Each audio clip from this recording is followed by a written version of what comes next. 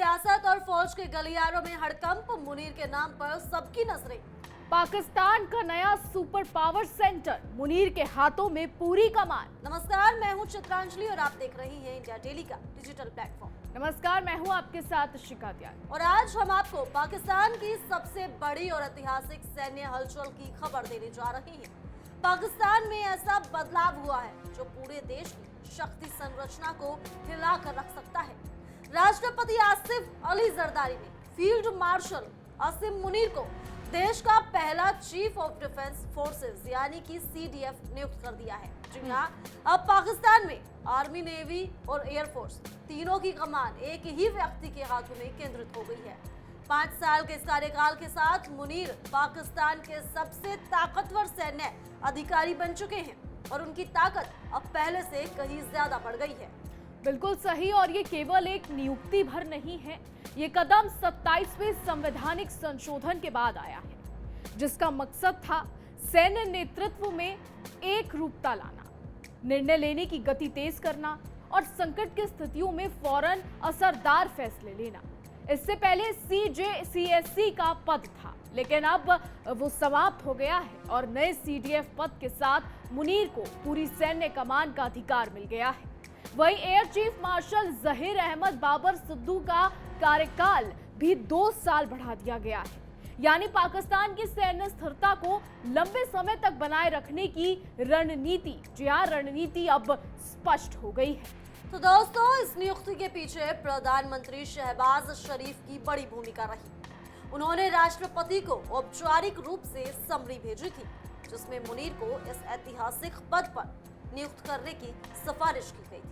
सूत्रों के अनुसार प्रधानमंत्री ने बैठक में कहा कि मुनीर साहब इस देश के लिए सबसे भरोसेमंद चेहरा है और देश को अब एक ही छतरी वाली कमान की जरूरत है। इस पर राष्ट्रपति जरदारी ने भी थोड़ी देर बाद चुप्पी तोड़ी और फिर कहा कि अगर यही सलाह है तो आदेश तैयार करवा दीजिए।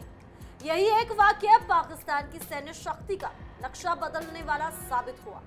सच में अब पाकिस्तान की सभी सैन्य नीतियां, रणनीतियां, सुरक्षा और इंटेलिजेंस फैसले मुनीर के नियंत्रण में होंगे। उनके पास देश की सुरक्षा और सैन्य निर्णयों का मुख्य दिमाग होने की जिम्मेदारी है। नवंबर 2022 में मुनीर आर्मी चीफ बने और उनका 3 साल का कार्यकाल था, जिसे अब 5 साल के लिए बढ़ा दिया गया है।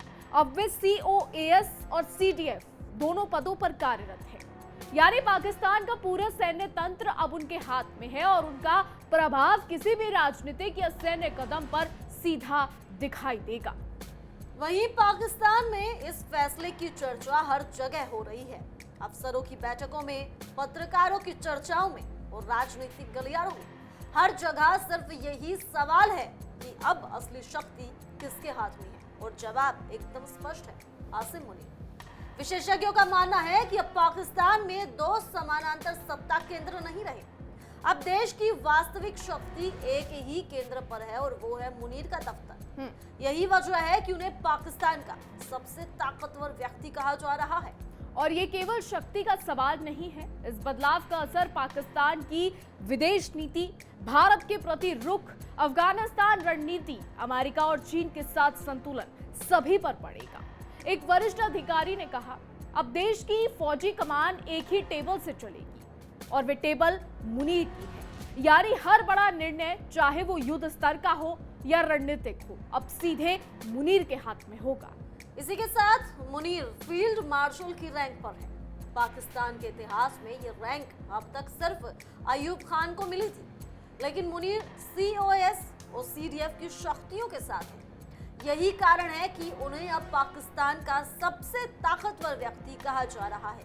Air chief marshal Zaheer Ahmed Babar Sidhu के कार्यकाल का विस्तार भी ये दिखाता है कि पाकिस्तान ने अपनी सैन्य संरचना में स्थिरता और लंबे समय तक नियंत्रण सुनिश्चित करने की रणनीति अपना ली है। तो दोस्तों, ये निर्णय केवल पदों का विस्तार नहीं है, ये पाकिस्तान की सैन्य संरचना में ऐतिहासिक बदलाव है।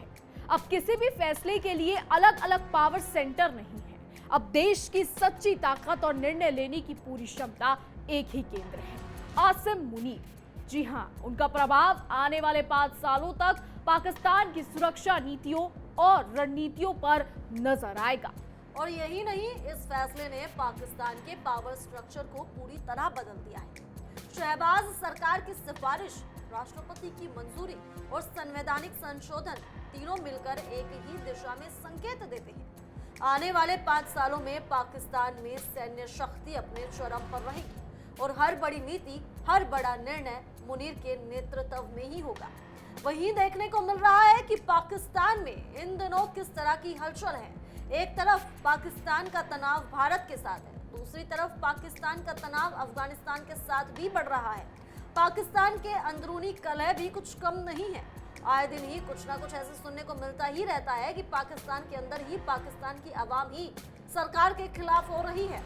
जहां कुछ वक्त पहले ही पाकिस्तान में पहले प्रधानमंत्री रह चुके इमरान खान को लेकर खूब बवाल हुआ। खूब कहा गया कि इमरान खान की जेल में ही मौत हो गई है और सरकार इसे छिपाने की कोशिश कर रही है। हालांकि इस तरह की खबरों पर ब्रेक तब लगा जब इमरान खान की बहन उनसे मिलने के लिए जेल में पहुंची और वहां से बाहर आने के बाद उन्होंने इस बात को साफ किया कि उनके भाई पहले से बेहतर है। तो ऐसे में पाकिस्तान का जो अंतर्राष्ट्रीय लेवल पर बुरा हाल है, उसे देखकर लगता है कि इस बार पाकिस्तान बहुत बड़ा फैसला ले रहा है ताकि आने वाले कुछ सालों में वो अपनी स्थिति को सुधार सके, अपनी स्थिति को सही कर सके। हालांकि पाकिस्तान हमेशा ही अंतर्राष्ट्रीय मंच पर ये दिखाने की कोशिश करता है कि उसके साथ सब कुछ सही है, लेकिन कितना सही है ये तो दुनिया देख ही रही है।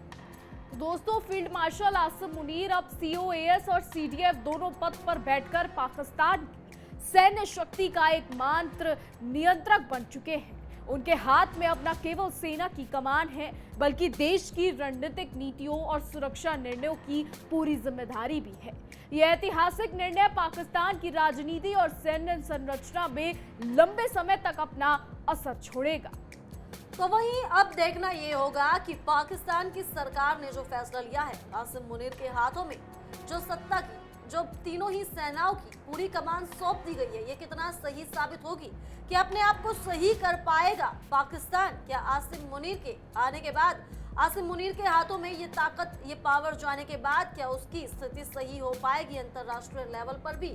अब ये तो आने वाला वक्त ही बताएगा, या फिर पाकिस्तान की हालत और भी खस्ता होगी। खैर, इस खबर को लेकर आपका क्या कहना है? क्या आपको लगता है कि पाकिस्तान का ये फैसला उसके लिए सही साबित होगा? तो आप हमें कमेंट कर जरूर बताएं। तब तक के लिए देश और दुनिया से जुड़ी तमाम बड़ी खबरों के लिए जुड़े रहिए इंडिया डेली के डिजिटल प्लेटफॉर्म के साथ और देखते रहिए हमारा खास शो तहकीकात, हर खबर की तह तक।